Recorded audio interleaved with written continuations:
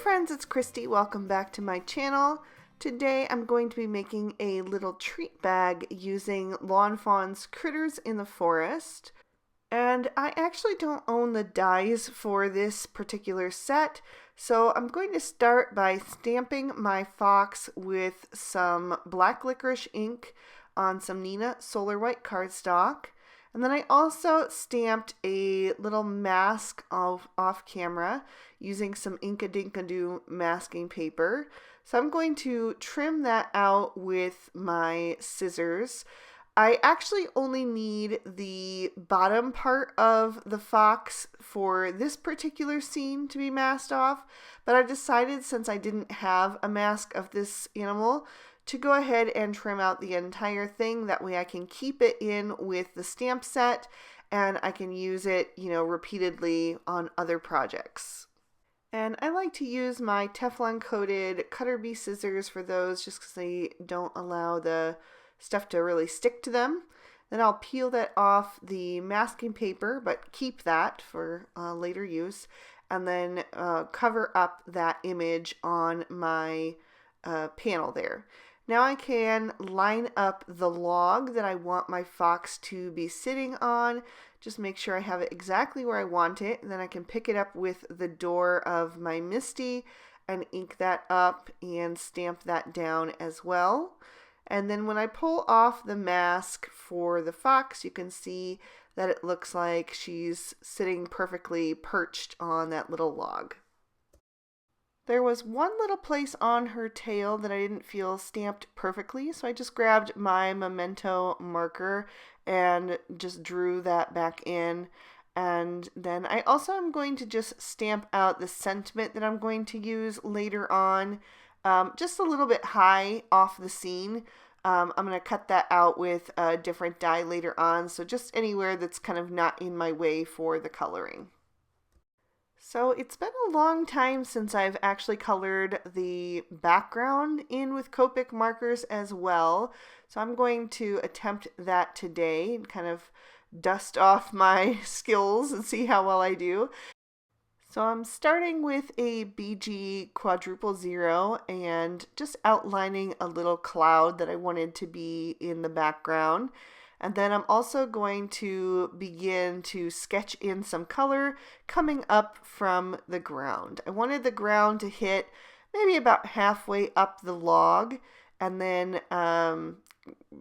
become sky after that. So I'm just laying in that sky and then really going in around that cloud to make that white space stand out. Then I'm going to bring in the BG 10 and add in a little bit more depth to that. I'm keeping the scene pretty simple today, number one, because it's been a long time since I've done one, and then number two, because it's actually going to get cut down pretty small, so you're not going to see a lot of that background in the end. So I didn't want to get carried away and spend a ton of time on something that's really going to get cut down anyway.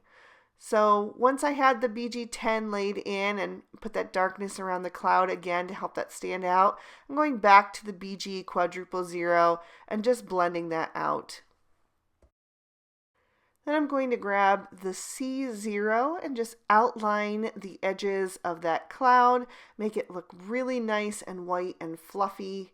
I'll go over that a bit with the BG quadruple zero. And then I'm also going to bring in the colorless blender and just kind of fade that blue underside of it into the white of the cloud. Alright, so now I'm going to tip my panel just a little bit and begin to color in the grass with the YG00. I'm starting light and I'm going to build up my color. So I'm going right over the bottom edge of that sky a little bit and then coming in with the YG01 to help blend that in. And then I'm going to move up to the YG03, and I apologize, I didn't realize that those marker caps were kind of going off screen. Just adding a little bit more depth right at the top edge and then underneath the log. And I wanted even more depth, so I also grabbed the YG05. So that's going to be my darkest. Once I have that laid in, I'm going to work my way back down through all 4 of the colors that I used. And the reason that I did the background first was so I don't accidentally pull the darker shades that I'll be using on the log and the fox into the lighter shades of the background, especially the blue. It would be really hard to remove.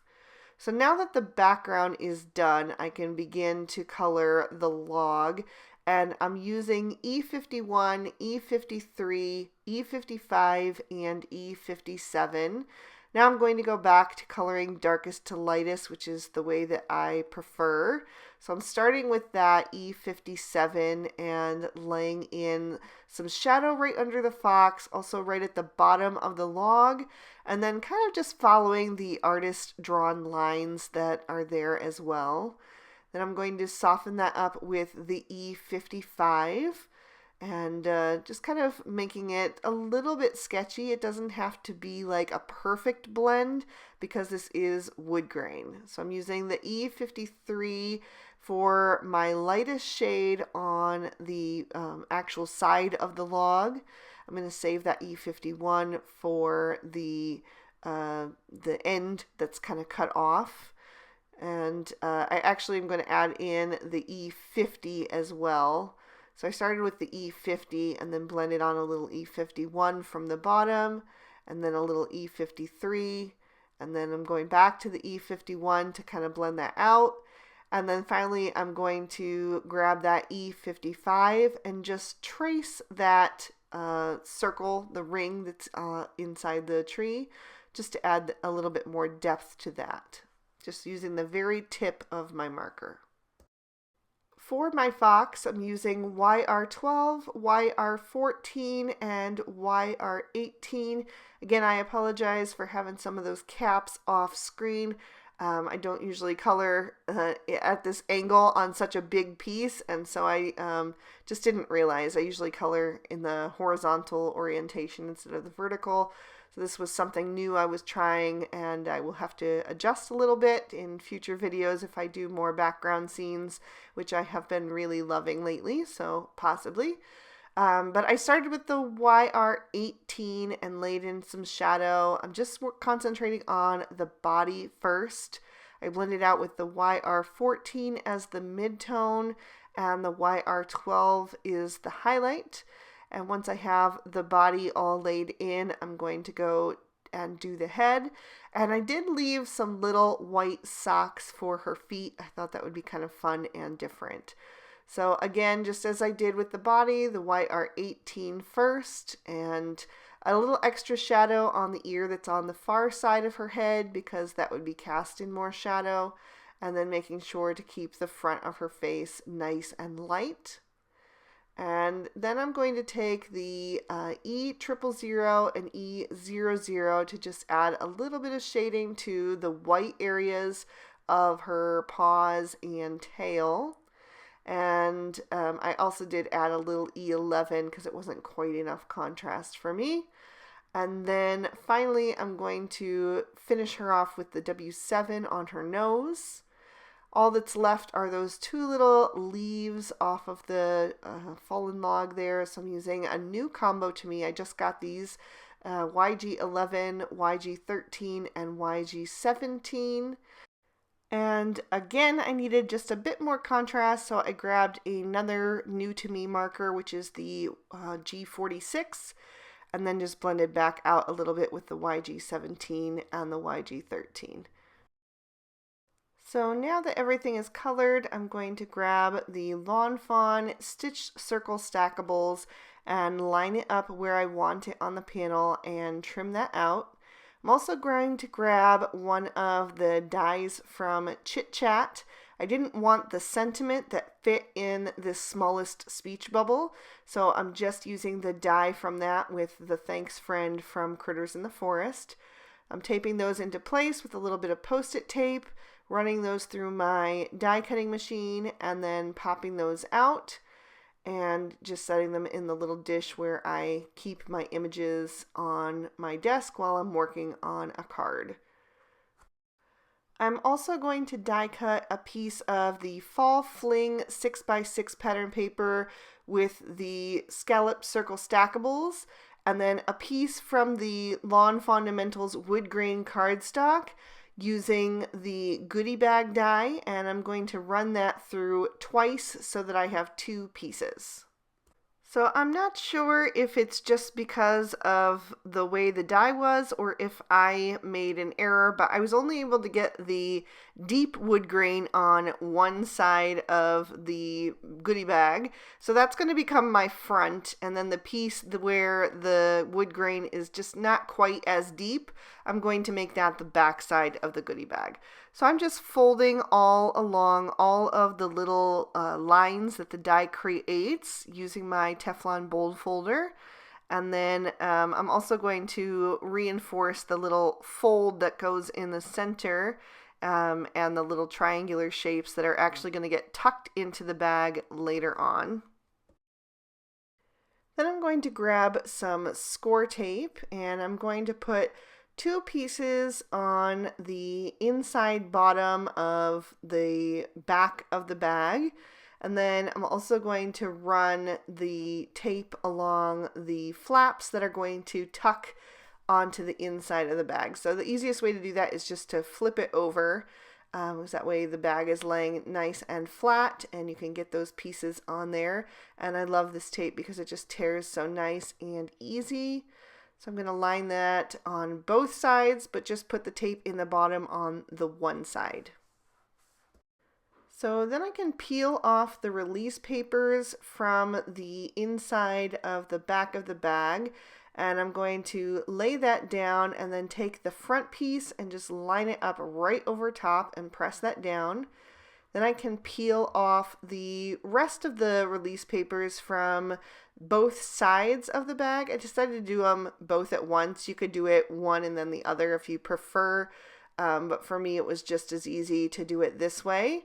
So once I get all of those off, I can just kind of hold up the side of the bag and then bring the front and back up to match. And you do have a little bit of a minute there if you don't press down too hard to be able to readjust, but the bag does line up really nice and easy, especially once you get that first one lined up there. And then you just want to squeeze in the sides so that it folds nice and neat like a little paper bag. So now I'm going to decorate the front of the bag with our little fox image. I'm going to glue that to the piece of pattern paper, and I just wanted to kind of twist it and get some of those pretty colors showing through on the different sides. And then I'll add some more liquid glue to the back of that piece and pop that down on my goodie bag and just press that from the inside, make sure that that is adhered well. Then I'll take the little speech bubble and figure out where I want to add that. It ended up covering up most of the cloud, but that's okay. It was good practice to color the cloud anyway. So I just added that kind of near the fox's mouth. And now I'm going to grab a couple little treats here and add those inside the goodie bag. You could also do like a little bottle of hand sanitizer if you've got a spare one, or a little bag of tissues that are like pocket sized, or whatever you want to add in there. I thought this is the perfect little thing to leave in your mailbox for the mailman, or on the front porch for a delivery person, or to just give to someone who's helping out in this time. Like, there doesn't need to be any contact. You can just leave it out for them if you know that they're coming. So I just wanted to close that up with a little bit of twine. So I'm using the coral lawn trimmings, and I wrapped that around 5 times. And I wanted to make sure that the bow ended up in the middle. So I just kind of fiddled with those strings until it pulled nicely, and then tied a nice little bow at the top. I'm going to tug on the tails so that I get it shaped the way that I wanted to, so it's nice and cute, and then just trim off the excess. And that is going to complete my project for today. Something a little different. This is for our Lawn Fanatics Anything But a Card challenge. So I hope you guys will come and play along. If you enjoyed today's video, please be sure to give it a thumbs up and subscribe if you haven't already. You can also ring the notification bell if you want to be sure that my videos always end up in your feed. And if you'd like to keep watching, here are 2 extra videos I thought might also interest you. I hope you all have an absolutely amazing day. Bye-bye.